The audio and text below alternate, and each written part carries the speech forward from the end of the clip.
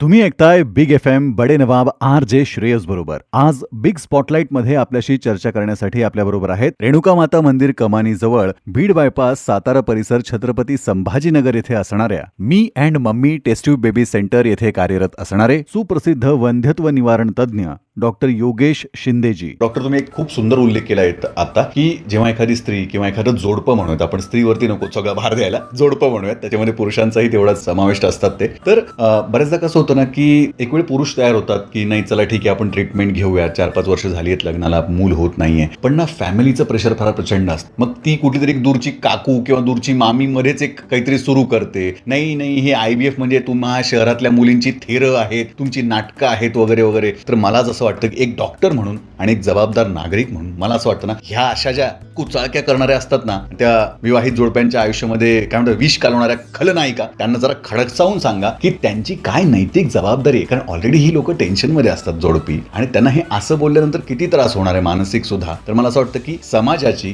त्या कुटुंबाची काय जबाबदारी आहे या जोडप्यांप्रती. खरंच श्रेयस, ह्या प्रश्नावरून मला आजचाच एक पेशंट आठवला.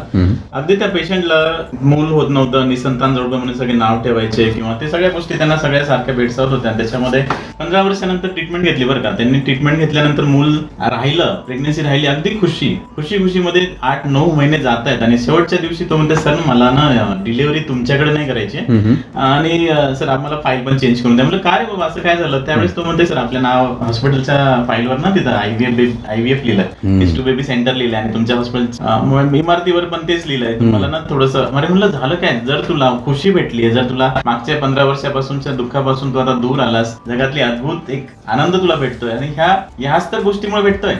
IVF उलट तू तर सांगायला पाहिजे नाही सर मी किती लोकांना सांगू की लोकांचं म्हणणं असं की IVF म्हणजे दुसऱ्यांचं असतं. आता मी त्यांना किती लोकांना सांगू सर की IVF हे आमचंच आहे, हे बाळ माझंच आहे, अगदी नॅचरल प्रेग्नन्सी सारखं झालंय, पण मी कुणाला सांगू. तर खरंच श्रेयस तुझ्या या माध्यमातून मी सांगू इच्छितो आणि जे काही लोक आहेत की ज्यांच्या मनामध्ये ह्या गोष्टीबद्दल, IVF बद्दल, टेस्ट बेबी बद्दल मनामध्ये काहीतरी गैरसमज बसलेला आहे, त्यांनी तो नक्कीच काढावा. एकच सांगू इच्छितो, IVF म्हणजे हे स्वतःच बाळ. क्या बात आहे. नाही, कारण हे फार महत्वाचं आहे ना, कारण लोक लगेच हे दुसऱ्याचं आहे, हा आमच्या वंशाचा नाही वगैरे वगैरे इथपर्यंत जाऊन पोहोचतात. पण आज तुम्ही जे क्लिअर केलंय ना, तर काय काकू सासूबाई आलं ना लक्षात, उगाचच त्या सुनबाईला टोमणे मारणं बंद करा, तिच्या पाठीशी उभ्या राहा. तिला फक्त आईची नाही तर तुमची सुद्धा गरज आहे आणि फक्त त्या मातेच्या नाही तर त्या बापाच्या मागेही उभे राहा, कारण त्यालाही आधाराची गरज असते.